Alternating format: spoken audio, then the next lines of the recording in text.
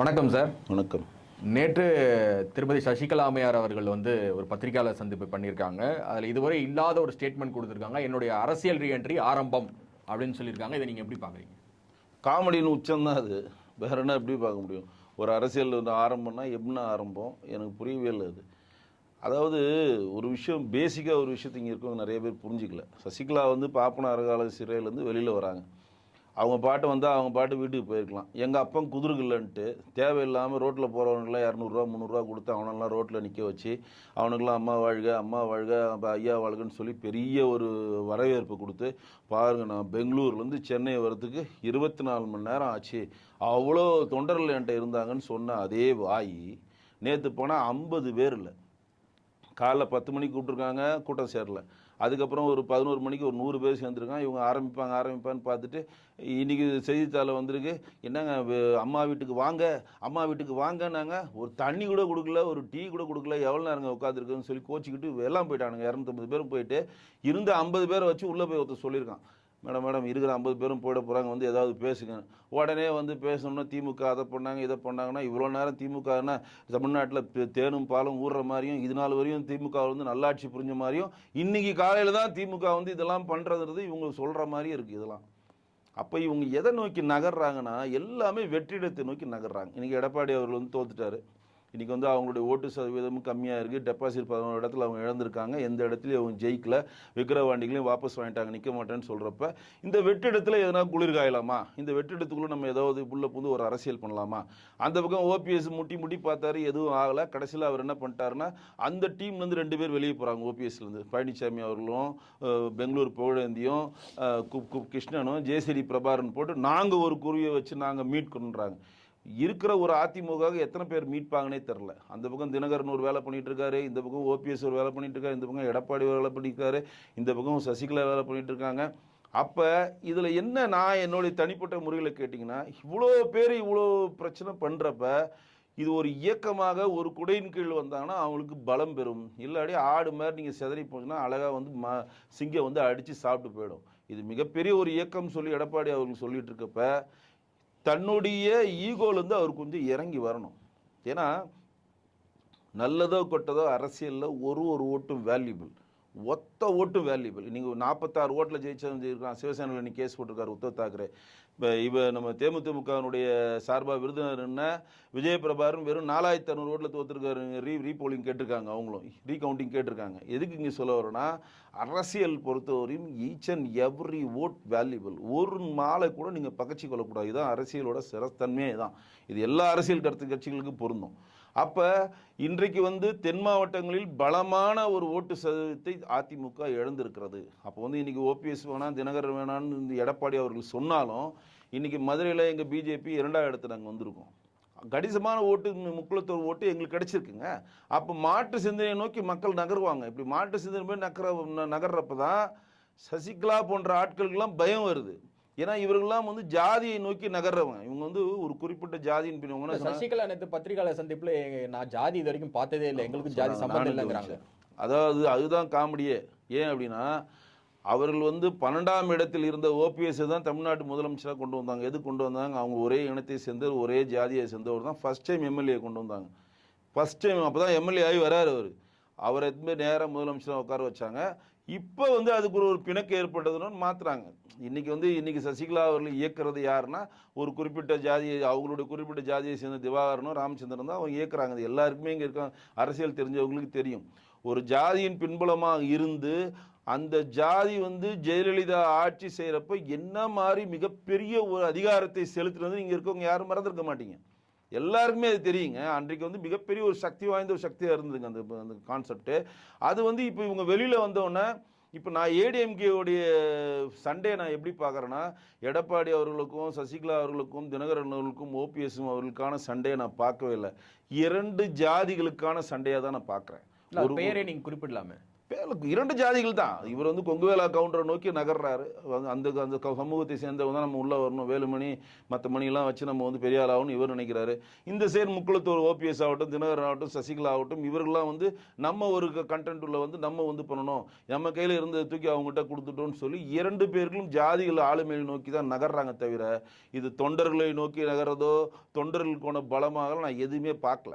ஆனால் ஒரு அரசியல் கட்சியாக, நான் ஏடிஎம்கேக்கு சொல்லலை, ஒரு அரசியல் கட்சியாக நீங்கள் இருந்தால் எல்லாரையும் அனுசரித்து நீங்கள் உள்வாங்கினால் மட்டும்தான் நீங்கள் மிகப்பெரிய ஒரு கட்டமைப்பை நோக்கி நகர முடியும். அதற்கான ஒரு பிரச்சனையும் அதற்கான ஒரு மைனஸையும் எடப்பாடி அவர்களுக்கு அந்த எலெக்ஷனில் பார்த்துட்டார். நீங்க உங்க கருத்தின்படி பார்த்தா இபிஎஸ் அவர்கள் தோல்விக்கு முக்குளத்தோர் ஓட்டு ஆதரவு இல்லாதது ஒரு காரணம் கண்டிப்பா இருக்கு. அது நீங்க தென் மாவட்டங்கள்ல நாங்க எல்லாம் 2வது இடத்துக்கு வந்திருக்கோம்னா முக்குளத்தோர் ஓட்டு அவங்களுக்கு விழல. நீங்கள் சிவகங்கையெல்லாம் மிகப்பெரிய ஓட்டு சதவீதம் வாங்கியிருக்காங்க.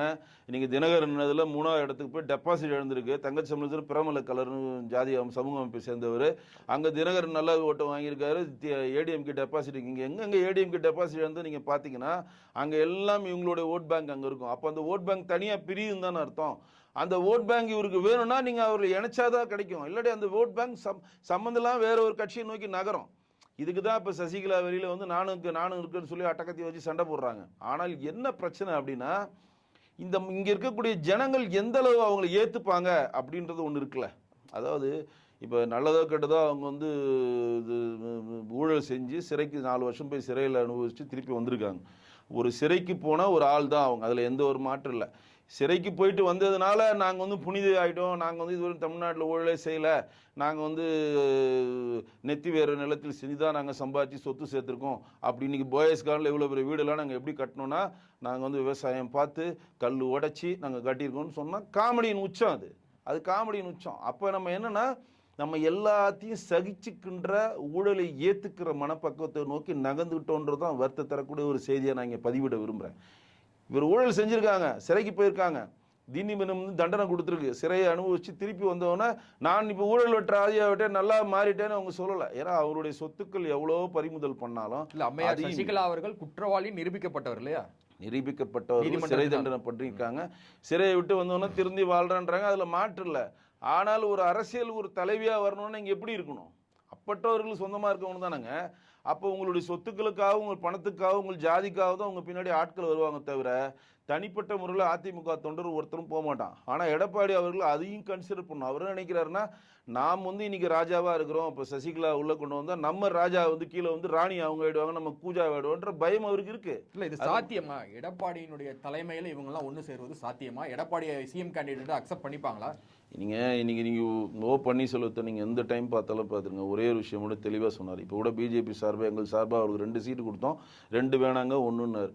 தாமரை சின்னத்தில் நிற்கணும்னா தாமரை சின்னத்தில் வாங்க, நான் வந்து மீட்பு அதிமுக நிற்கிறேன்னு சொல்லிட்டு பழாப்பழ சின்னத்தில் இருந்தால் அப்போ அவருடைய பேஸ் என்ன நினைக்கிறார், நான் ஒரு அதிமுகக்காரன், என்னை வந்து நீங்கள் எதுலேயும் நீங்கள் மாற்ற முடியாது, என்னுடைய தலைவர் எம்ஜிஆரும் ஜெயலலிதாவுன்றத ரொம்ப தெளிவாக இருக்காங்க. அதே மாதிரி தான் சசிகலாவும் இருக்காங்க, தினகரன் அப்படி இருக்காங்க. இப்போ தினகரனாச்சு அம்மா மக்கள் முன்னேற்ற கழகம்னு ஆரம்பிச்சுட்டு போயிட்டார், தனி கட்சியாகிட்டார். அதன் மூலம் வந்து நம்ம தேசிய ஜனநாயக உள்ள கூட்டணி வச்சுட்டு இப்போ நின்னார். இல்லை, அவரும் எம்ஜிஆர் ஜெயலலிதா கொள்கையில் தான் இருக்காரு. இல்லை, கொள்கையில் இருக்காரு. பட் ஆனால் இன்னைக்கு அதிமுகவும் தினகரன் எந்த சம்பந்தம் இல்லை. அம்மா மக்கள் முன்னேற்ற கழகம்ன்றது தனி பிரிவு தானே. ஜெயலலிதா படத்தை போட்டு ஒரு கட்சி நடத்துறாரு. ஆனால் இன்றைக்கு வந்து அதிமுக எங்களுக்கும் சொந்தம்னு கொண்டாடுறது யாருன்னா ஓபிஎஸ் அவர்களும் திரு சசிகலா அவர்களும் தான்.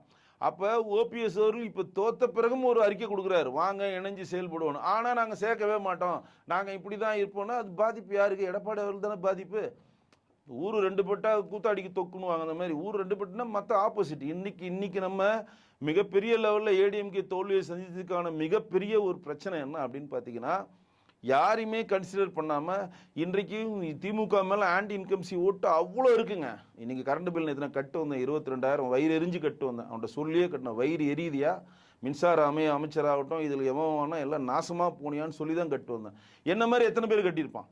என்ன மாதிரி இன்றைக்கி வந்து பஸ்ஸில் போகிறவன் எத்தனை பேர் காசு கொடுத்து அதிகமாக போகிறான்? நீ பால் விலை 3 ரூபா குறைக்க 2 தயிர் மோர் இப்போ வெண்ணெய் எல்லாத்தையும் 100-200 ரூபா ஸ்வீட் நீ ஏற்றி வச்சுருக்க எவ்வளோ பேர் கஷ்டப்படுவான்? இன்றைக்கி வந்து பத்திரப்பதிவில் தாறுமாறாக ஏற்றி வச்சுருக்க எவ்வளோ பேர் கஷ்டப்படுவான்? இன்றைக்கு விலையேற்றம்னு பார்த்தீங்கன்னா எல்லா இதுலையும் விலைவாசி ஏற்றிருக்காங்க. இன்றைக்கி வந்து சொல்ல மாடல அந்தளவு விலைவாசி ஏறியிருக்கா இல்லையா, அதில் யாரும் மாற்றல. அப்போ ஒரு சாமானியனுடைய ஆதங்கம், ஒரு சாமானியனுடைய வெறி எந்த இடத்துல வெளிப்படும்? இவ்வளோ விலை ஏற்றினல உனக்கு பார் பாடம் கற்பிக்கிறன்னு தான் ஓட்டில் தான் வெளிப்படும். ஆனால் இன்றைக்கு எல்லாரும் பிரிந்துட்டு இருக்கிறாங்க, எல்லாரும் வந்து அவரவருடைய சுயநலத்தை நோக்கி நகர்றாங்க. அப்படின்றப்ப அதற்கு சாதகமாக திமுக நாங்கள் வழி நடந்துச்சா இல்லையா? கொஞ்சம் விட்டு 2-3 கட்சிகள் விட்டு கொடுத்துருந்தால் இன்றைக்கு பெரும்பான்மை அளவில் ஜெயிச்சிருப்பாங்களேங்க. அதில் மாற்றே இல்லை. ஏன்னா அந்த அளவு ஆன்டி இன்கம்ஸ் இருந்துச்சுங்க.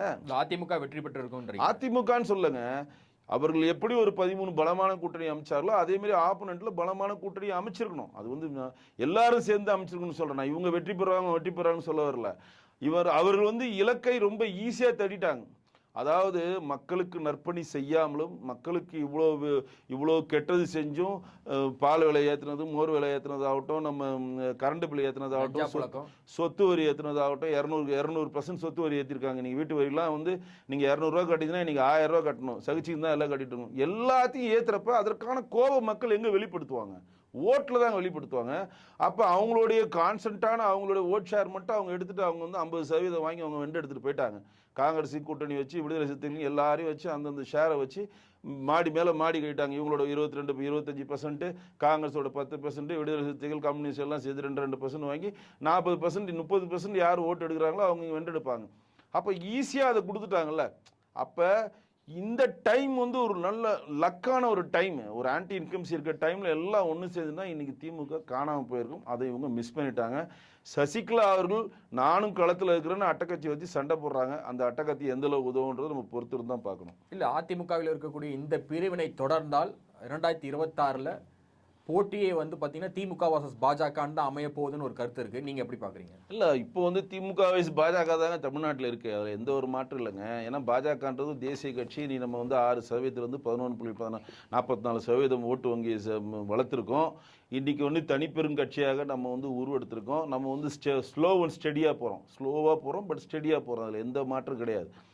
இவர்கள் வந்து பிரிந்திருந்து இவங்க அரசியல் பண்ணுறப்ப இதற்கான ஓட்டு இப்போ கூட நான் சொல்கிறேன், இந்த 11.44% நம்ம வாங்கினதில் பெரும்பான்மையான ஓட்டுக்கள் திமுகவுக்கு பிடிக்காத ஓட்டுகளுக்கும் அதிமுகவுக்கு பிடிக்காத ஓட்டுகளும் பிஜேபி வந்துருக்கு. அதுதாங்க வந்தாகணும். இப்போ பிஜேபிக்கு ஒருத்தர் ஓட்டு போடுறான்னா வானத்திலேருந்து பிறந்து வந்துலாம் ஓட்டு போட முடியாது. ஒன்று ஏடிஎம்கேல இருக்கவன் போடணும், இல்லை டிஎம்கேல போட்டால் தான் போடணும். அப்படி தான் வென்றெடுக்க முடியும். இன்றைக்கி நாம் தமிழர் இந்த இதில் சேர்த்துக்க மாட்டேன். நாம் தமிழில் எப்போதுமே நம்மகிட்ட ஒரு ஸ்பேஸ் இருக்கும். 40% ஸ்பேஸ் இருக்கும். 60% தான் போலாம். இந்த வாட்டி கிட்டத்தட்ட எவ்வளோ வந்துச்சு? 69.7%, 70% கிட்டத்தட்ட போலாச்சு. தமிழ்நாடு ஃபுல்லாக ஒரு 60% போலாகிறப்ப 40% ரெஸ்ட் ஆஃப் த பில் போல் பண்ணாமல் இருப்பாங்க. அதில் வந்து குறிப்பிட்ட தமிழ் தேசியம் பேசுகிறவங்க ஒரு லெவலில் போடுறவங்க தான் சீமான் அவர்கள் போட்டால் 8% ஓட்டு. ஏடிஎம்கே ஓட்டியும் டிஎம்கே ஓட்டியும் மாற்று ஓட்டா சீமானுக்கு என்றைக்குமே செல்லாது. ஏன்னா அது ஒரு தனி ட்ராக்கு. அந்த ட்ராக் அவர் ஃபீல்ஃபில் பண்ணுறாரு. ஆனால் இந்த ஏடிஎம்கே ஓட்டும் டிஎம்கே ஓட்டுக்கு பிடிக்காதவர்கள் ஆட்டோமேட்டிக்காக எங்கே ஓட்டு செலுத்துவாங்கன்னா பிஜேபிக்கு ஓட்டு செலுத்துவாங்க. ஆப்ஷனே இல்லை.